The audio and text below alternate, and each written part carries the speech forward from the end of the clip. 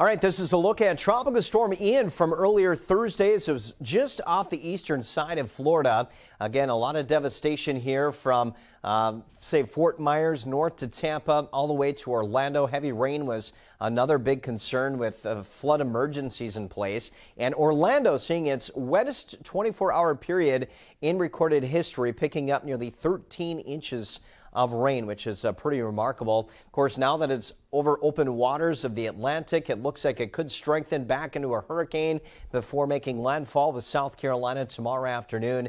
And then the progress will be slowed a bit as it lifts north through the mid-Atlantic states, but still additional 2 to maybe 5 or 6 inch rainfall amounts can't be ruled out. Some flooding and some gusty winds lasting through this upcoming weekend before things will be improving into early next week. So that's what's happening with Ian. Still very quiet close to home. No tropical systems in place or expected anytime soon. We're going to be clear and quiet tonight. A little bit chilly tomorrow morning. Sunshine for our last day of September tomorrow. Again, we will gradually warm a little bit anyway into next week as October arrives. And our next best chance of rain really not until, say, late next week. But this will go down as one of our dry Septembers in recorded history, down about 2.5 inches from average, the fourth driest to be exact in Meridian. As we head south to Hattiesburg, 3 inches from average, Mobile 3 3/4 of an inch below average, and Pensacola 4 inches from average. So again, after a very wet August, abnormally dry conditions have popped back up across parts of the region. Here's that rainfall over the next 5 days. We stay dry.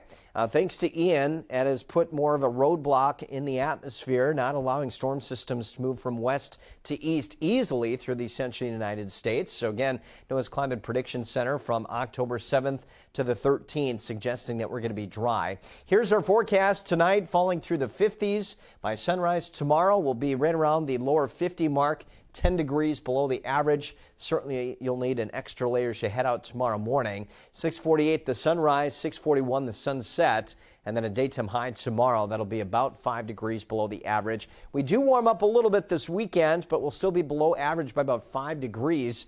Again, clear skies tonight and into the day tomorrow. Maybe a few clouds here and there, but again, pretty dry stretch continues.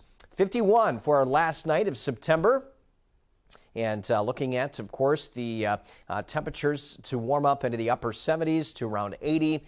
North to northeasterly wind at around 10 to 15 miles per hour. But overall, pretty nice last day of September. Of course, tomorrow with the dry dew points, very comfortable weather sticking with us through our first full week of October next week.